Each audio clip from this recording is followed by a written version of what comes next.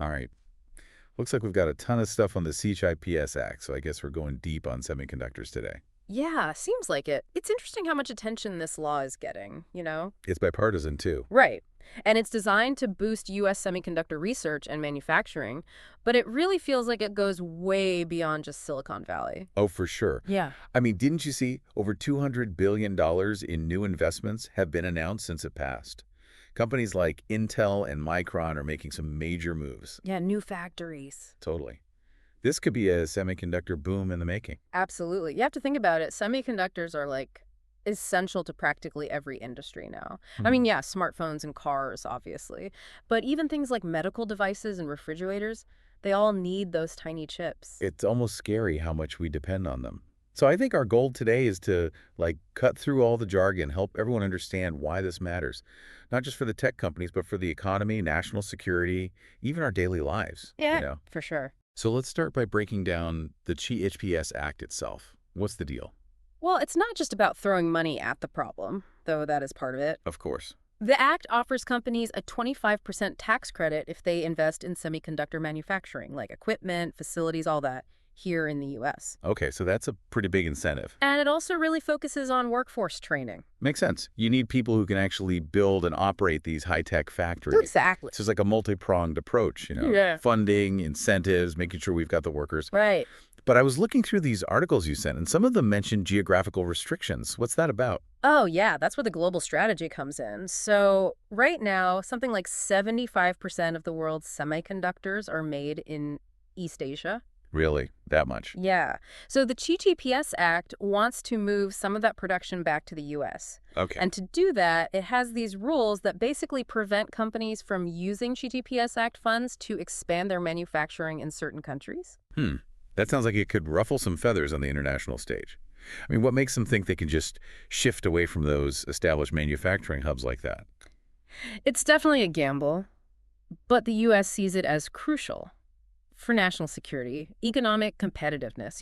Imagine a future where the US not only designs cutting-edge chips, but also has like a secure supply of everything. The raw materials, the manufacturing, the whole 9 yards. Exactly. That's the kind of independent ecosystem the CHES Act is aiming for. Okay, so big picture, I get it. Hmm. But is the industry actually buying into this? Are companies really reacting this enthusiastically? Oh, we're already seeing action. Mm-hmm. For example, Qualcomm is partnering with Global Foundries to expand their facility in New York. How much are we talking? $4.2 billion project. And then you've got Micron. They're planning to invest something like $40 billion Wow. in a new memory chip manufacturing plant here in the U.S. by 2030. And the goal, get this, triple U.S. manufacturing capacity by 2032.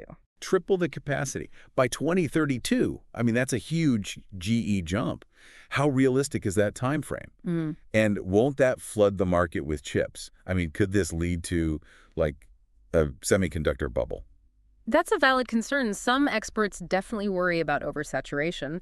But the demand for semiconductors, I mean, it's expected to just keep growing rapidly. Yeah, true. More devices, more connections. It's not slowing down. And remember, the act isn't just about churning out more chips. So it's about more than quantity. Absolutely. It's about pushing the boundaries, Mhm.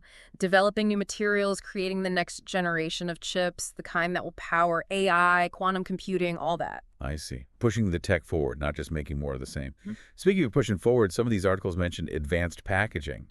What is that exactly? It's like, think of it like building a high rise, but for chips. Instead Well, of just making flatter chips, advanced packaging stacks them vertically so you get more powerful and efficient processors. interesting. So it's like going from a single-story building to a skyscraper in terms of processing power. Exactly. It's one of the key areas where the CHIPS Act is really pushing for innovation. Okay, that's pretty cool. But, all this requires a skilled workforce, right? You can't just snap your fingers and have people ready to do this kind of work. Totally agree. And that's another big focus of the CHIPS Act. Scholarships, apprenticeships, even updating teacher training programs. Got to make sure we have enough skilled workers to support all this growth. It's like planting seeds for the future. But is it enough? I mean, some reports I saw mentioned a pretty serious skills gap. Yeah, there's definitely a gap. You see, the the U.S., we lost a lot of our semiconductor manufacturing expertise over the past few decades. In production moved overseas. Exactly. So now it's about rebuilding that workforce, attracting new talent. That's a big part of the challenge. And it's not just about attracting new talent, right? What about the people whose jobs might be displaced by automation? That's a concern that came up a few times in these articles. How is the CHIPS Act addressing that? Oh, it's definitely a consideration. The Act has provisions for workforce development programs to help workers transition into new roles within the semiconductor industry, as technology evolves. Retraining, upskilling, that sort of thing? Yeah, like there's even a program that helps veterans get trained in semiconductor manufacturing, creates new opportunities for those who serve. Okay, so we've got a lot going on here in the U.S. with the CHIPS Act. Yeah. But while we're making these big moves, it's not like we're playing this game alone, right? No, definitely not. It's like the CHIPS Act kind of set off a global chain reaction. Like everyone's realizing they can't get left behind in this semiconductor race. Exactly. So who else is playing this game? Besides the U.S., I mean. Well, the EU has their own version, the European Chips Act. Yeah. They're putting together like 43 billion, something like $47 billion Wow. in public and private investment to boost their chip production. So it's not just us versus China. It's like a whole global competition. It is. But if everyone's trying to build up their own semiconductor industry, doesn't that create like a fragmented market? I mean, shouldn't we be working together on this? Isn't collaboration important for innovation? That's the thing. There's this tension, right, between what each country wants and this need for a global semiconductor system that actually works. It's a tough balancing act. It is. This all sounds pretty intense, but how does this global semiconductor showdown actually affect people like me? Regular consumers. Think about it. Semiconductors are the brains of, like, all modern technology. Okay. And they're in everything. So whether we realize it or not, the prices we pay for electronics, the features in new gadgets, even the pace of innovation in stuff like AI and healthcare. It all comes back to those tiny chips. It does. So it's not just about who controls the technology, it's about how that control affects us every day. The products we use, the services we rely on. Exactly. That's why it's so important to understand what's going on with semiconductors. It's about recognizing that they have a huge impact on the world. Okay, that makes sense. But let's bring it down to earth a bit. Can you give us some examples of how the CHIPS Act is playing out in the real world? We talk about those big investments, but what's actually happening? Sure. Take Intel, for example. They're Yeah. building these two huge new factories, fabs, one in Ohio, one in Arizona. I've heard about those. They're expected to cost like upwards of $40 billion and create tons of jobs. That's a huge commitment. What about Micron? What are they doing with their investment? Micron's focusing on memory chips. They're planning a $40 billion investment in a new plant here in the U.S. by 2030. That's massive. It is. But they think the demand for memory chips, the kind that are used in everything from smartphones to data centers, will just keep growing. It sounds like the CHIPS Act is already creating a construction boom in the semiconductor industry, I mean. But it's not just about those big players, right? Right. The CHIPS Act also helps smaller manufacturers, startups, research institutions. So it's about building a diverse ecosystem, not just relying on a few giants. Yeah, exactly. Spread the investment around, lead to more innovation, competition. That makes sense.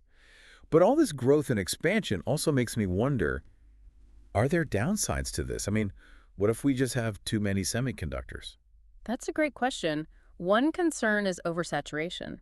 What if there are too many chips and not enough demand? Right. Prices fall, Yeah. instability, companies could go out of business. Exactly. So it's like any boom. There's always the risk of a bust. Are the experts worried about this? There's definitely some caution out there. Some analysts think the current level of investment, it might not be sustainable. We could see a correction in the market down the line. Okay. You're saying careful planning is needed, coordination to avoid overbuilding. Make sure supply and demand stay balanced. Right. It's complex. But the government is clearly trying to steer things in a certain direction with the CHIPS Act. Definitely. We talk about those geographical restrictions, and it seems like that's a big part of the strategy. Absolutely. Restricting CHIPS Act funds from being used to expand in certain countries. Primarily China. Yeah. It's a way for the U.S. to try and control where these critical components are made and to ensure a secure supply for their own industries. National security. But that's created some tension, right, with China and other countries. I mean, they're not happy about being shut out of this whole semiconductor race. It's definitely a point of contention. China has criticized the U.S., saying it's protectionist, and they've vowed to invest heavily in their own semiconductor industry. to catch up, be self-sufficient. So it's a bit of a tech Cold War. You could say that. The competition is definitely heating up. Yeah. And it could reshape global power dynamics and the future of technology. It's a lot to think about. It feels like this goes way beyond just making computer chips. It does. It's about economic power, national security, global leadership. You're right. Semiconductors have become strategic assets in the 21st century. I mean, they're not just components anymore. They're the foundation of everything. Innovation, economic competitiveness. And that's why understanding the semiconductor landscape is so important. Yeah. It's not just about tech. It's about understanding how the world works. Exactly. And as we move into the last part of our deep dive, I think it's important to reflect on the bigger picture. It feels like we've only just, scratched the surface. Yeah, it's complex for sure, but I think we've covered the basics. Like the TIUPS Act, the global competition, the potential economic impacts. It's a lot. It is. So as we wrap this up, what's the main takeaway for our listener? What should they be thinking about? I think the biggest thing is that semiconductors aren't some niche technology anymore. They're like fundamental to modern society. The decisions being made today about production, research, development. They'll have a huge impact on the future. Exactly. So it's not just about the tech companies or whatever. It's about economic security, national security, even, the future of innovation. Semiconductors are shaping the world, whether we realize it or not. Okay, that's pretty big. But it can feel kind of overwhelming, right? Right. What can our listener, who's been listening to all this, actually do with this information? It's not like we can all go out and build a semiconductor fab. So what can we do? Well, first, stay informed. This industry changes all the time, so keep up with the news, read articles, follow experts, Stay ahead of the curve. What else? Talk about it. Share this with your friends, family, colleagues. The more people understand the importance of this, the better. Spread the word. Yeah. And on a more individual level, think about your own skills, your career path. Interested in STEM, there are going to be so many opportunities in this industry. Oh, yeah, that's true. And even if you're not directly in tech, understanding how semiconductors work, how they impact things. It's valuable. It is. So be adaptable. Technology is going to keep changing how we live and work. Right. Don't get left behind. Exactly. And just be curious, keep asking questions, keep learning. You'd be surprised what you find. I know I've learned a lot from this. It's crazy how these tiny chips are such a big deal. It's fascinating. So we've covered a lot. The CGPS Act, the global race, the economic side of things, and some pretty complex news too. Like what? Well, like potential for disruption, supply chain problems, the need for responsible innovation, all that. Yeah, that's all part of it. But at the end of the day, I think it's a hopeful message. This industry is driving so much innovation, creating opportunities. Pushing the limits.